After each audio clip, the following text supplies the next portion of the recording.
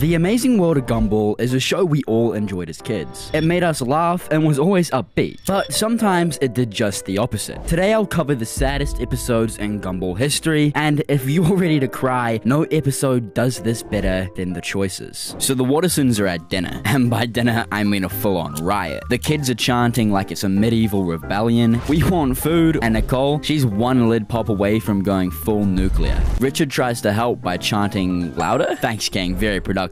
Anyway, dinner turns into a war zone. Richard has turned the potatoes into drywall, tenderized the meat and table, and somehow set the stove on fire just by existing. Gumball and Richard stop, drop, and roll like that's gonna help. Darwin sprays whipped cream on Nicole's face instead of the fire. Nicole's eyes start twitching, and in a rather strange moment, time freezes. Nicole starts narrating, saying things like, "How did it come to this?" And of course she blames Richard. And then we get a good old flashback. We are in Nicole's childhood. Her mum's giving her grief for her grades. We need to talk about your report card. But I got straight A's. Not here. Gender.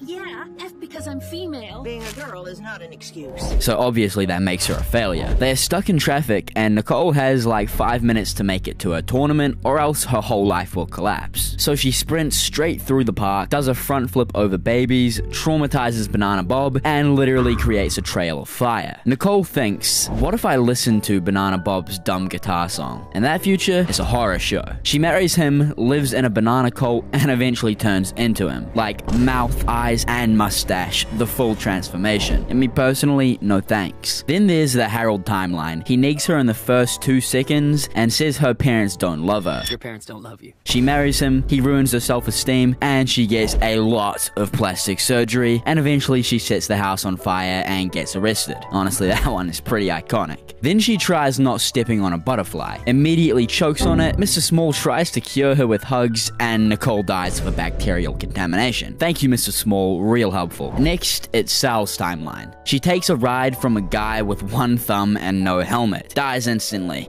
We don't even get a story here, it's just death. And now we're back to the Richard timeline. Richard is stuck in a log feeding squirrels. It's love at first stupidity. Nicole helps him, and instead of competing in a tournament, they hang out. He gives her half a nut, and I don't know, this could be symbolism or protein, it's just a bit odd. Then, of course, we get a cutesy little montage. Swings, cloud watching, Richard getting rejected by Nicole's parents, them moving in together, getting married without her parents, ramen dinners with a bit of train trauma, pregnancy, panic, Gumball being born, Darwin being adopted, Anais writing her own name on the baby bracelet like an evil genius. This whole montage is very evil and chaotic, but it's really what this show's all about. And of course, we are also treated to a scene that's a bit out of character for this show. Nicole asks Richard what he would do if he was her. Richard, in a typical Richard fashion, says, "If I had done everything you've done, I'd sleep till I'm 40. And Nicole replies, "I mean, what should I do with my life?" And Richard's response really hits home. He tells her she should maybe start living it. And now we're back to reality. Nicole comes back from her multiversal mental breakdown and says, Actually, you know what? I wouldn't change a thing.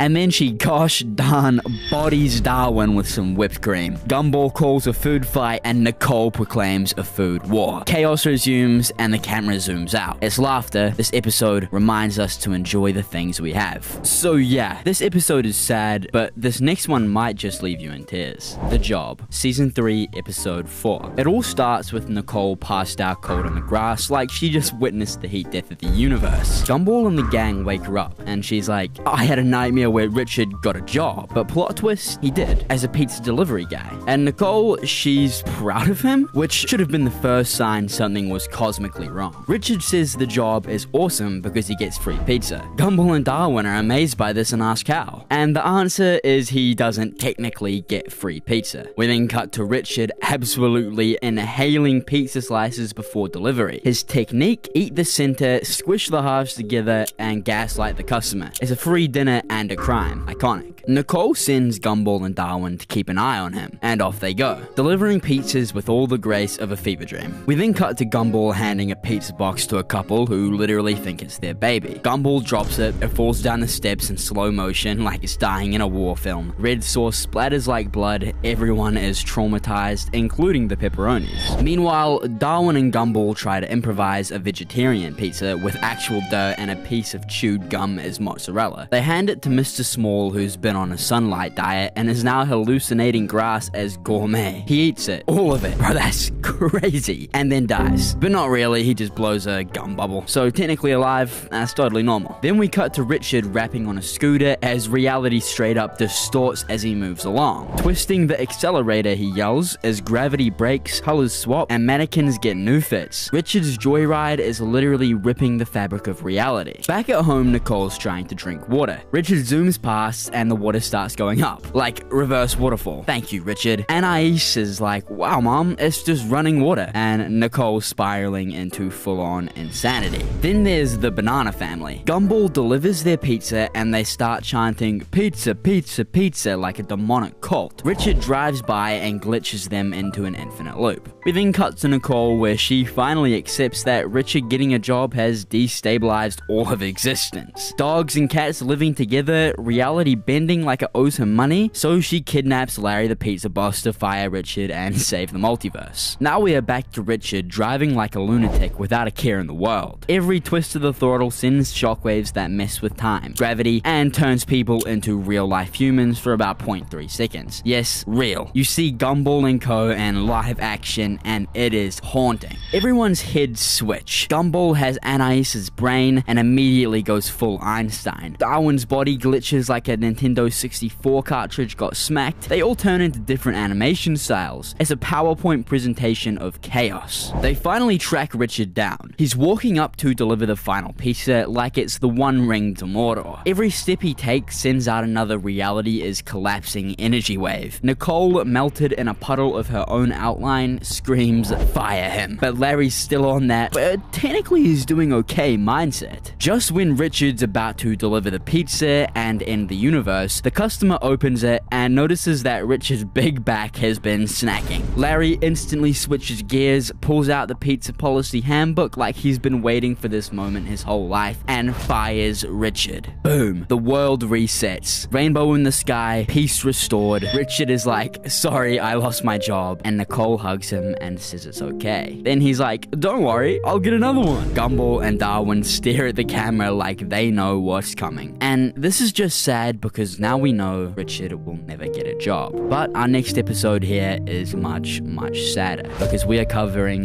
The Parents, Season 6, Episode 12. We open in Elmore Mall, where the Wattersons are engaging in Olympic-level grocery combat. Gumball, Darwin, and Anais ambush Nicole SWAT-style, trying to sneak junk food into the car. Nicole, who is apparently the strongest mum in fiction, hits a WWE move. She counters, disarms, and locks Richard in a fridge.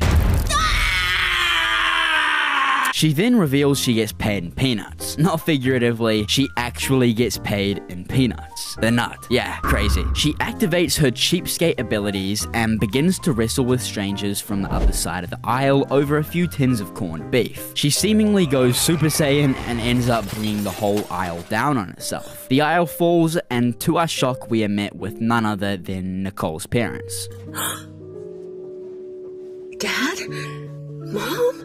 We then cut to the family in the car. Nicole's still reeling, and the kids are like, we invited them over for dinner. Nicole's like, why would you do that? And Gumball, the little capitalist, goes, because they owe us hundreds of Christmas presents. Truly a master of empathy. The parents arrive, and the energy in the room gets nuclear. Nicole's sitting at the table with them, staring holes through reality. Gumball tries to break the ice with a joke that bombs so hard it triggers an actual explosion of arguments.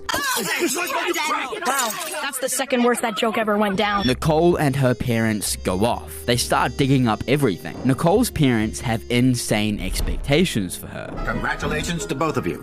It's CEO? They pushed her to her limits and emotionally ruined her from a young age. They had her doing so much at such a young age that it was just so mentally straining. She says, "What kind of childhood was that? I was only 8 years old." And her father replies, "Well, at that age, I was already 10. Mental." Then, quite a few things are revealed. Nicole's legal first name is Doctor. Bro, that's crazy. She was also forced into a billion clubs at once. Literally every single one. Furthermore, her parents even tried to replace Richard with a neurosurgeon on their honeymoon. And now we get some flashbacks that are just pure insanity. Teenage Nicole's doing drama class, stealing her parents' car, and ending up driving it into court. Literally. And apparently her parents missed her wedding because they thought RSVP was a town in Moldova. And they went there instead. You cannot make this up. And just for a little more icing on the cake, they sent her divorce papers for their anniversary. Is that why you sent Richard and I divorce papers for our first anniversary? No, that was because you sent me retirement home leaflets for my 50th birthday. With glitter! By the end of this, the family is in ruins. Gumball, our tiny chaos gremlin, starts singing. 10,000 reasons to give up. The grandparents leave, Nicole's doing dishes, holding back tears, and we also get a montage of broken memories and old family photos. They trigger almost a sense of regret, a sense of missing the things that were there all along that we all simply overlooked. It's kind of important, even though it turns out Gumball was just doing it to try get some more presents. But it's a very important scene, and it really shows a lot about the characters in this show. After this, Nicole runs out to stop her parents, but they're already driving away. She calls out for them and they don't stop. Until, boom, a truck appears, they slam the brakes just in time. They sit there thinking they remember. Nicole's about to go inside thinking it's over, but the car pulls up. Her mum lowers the window and Nicole, voice shaking, says, "I don't want your excuses, I just want you guys back." And they hug. After 20 years, it's messy, it's painful, and awkward, but it's growth. And when you get down to it, that's what this episode's really about. And then Gumball has to ruin it by saying it was just emotional manipulation to get presents. Well done, Gumball. You really summed up their relationship with each other and helped them reconnect. That wasn't about them. That was about the Christmas presents they owe us. Now this episode really hits home, but this last one is seriously tragic. The Origin, Season 4, Episodes 20 and 21. In this episode, we get Darwin's backstory, and it isn't just sad, it's devastatingly beautiful. It all starts with a flush. A single mistake, Richard accidentally flushing Darwin down the toilet. And just like that, the Wattersons lose the most precious member of their family. Gumball is shattered. He clutches Darwin's bowl like it's a lifeline, and when Nicole gently tries to take it away, he refuses. He'll need this when he comes back, Darwin says. And in that moment, Gumball isn't just hopeful. He believes. Not with logic, not with facts, but with heart. And meanwhile, Darwin is now floating somewhere in a toilet-based sea system. He's panicking, alone, confused, and terrified. The ocean is vast, but Darwin, he's got one thing on his side. Love. He meets a group of catfish, and after explaining how he got there, magic van, adopted by a cat and a rabbit, flushed down a toilet, they all burst out laughing. And honestly, that's fair. But when he says he's going back to Elmore, they stop laughing. Fish can't survive on land, they say. Darwin's response: I have no other choice. Love always finds a way. And that's when the episode really starts to break you. He launches himself out of the water and against all odds starts trying to crawl his way back to Gumball. He's flopping through the deserts, he's eating garbage, and at one point he bites into what he thinks is a worm but is actually a possum's tail. This here is peak Gumball absurdity, but the pain underneath it is very real. Darwin's exhausted, he collapses and it looks like he won't make it. And meanwhile, Gumball still believes. I know he's trying to get back. I can feel it here. And he points to his heart. And that belief, it literally brings Darwin back to life. His heart starts beating. He gasps for air and then he grows lungs, then legs, like some kind of emotional Pokemon evolution. But this isn't just weird cartoon science. It's a metaphor. Darwin is changing, growing, and becoming something more because of love. When he finally makes it to Elmore, no one believes him. They think he's a stray. He's chased off, insulted, and tranquilized. Even Gumball gives gives up hope for a second. We see it as his heart turns cold, breaks, literally explodes on screen, and Darwin feels it. Their connection severed. Darwin almost gives up, until a literal key appears next to his cage. The universe itself seems to say, hey, don't you dare. He escapes, he runs, and just when Gumball's about to replace him with a new Darwin, their hearts beat in sync one last time. They feel each other. That final scene, Gumball rushes out of the pet store, his heart guiding him, Darwin's legs wobbling, eyes wide, sprints across the parking lot. They lock eyes, they scream out each other's names. They run in slow motion, the sun is setting, the music swells, and then they hug. It's awkward, wet, and probably smells like sewer fish, but it's perfect. Gumball asks why Darwin has legs, and Darwin's answer, I don't know how, but I know why. I think that line alone deserves an Emmy. And then, of course, the ultimate Gumball twist. Darwin starts to sing the whole story like a musical recap, and both he and Gumball immediately fall asleep, mid-verse. This episode takes you through comedy, tragedy, magical realism, and literal toilet water, and it still ends on a note of pure joy, because the origin isn't just the origin of Darwin, it's the origin of the family. A reminder that love is messy, weird, inconvenient, and absolutely worth chasing through sewers and across deserts for, because sometimes the best things in life take a few tries.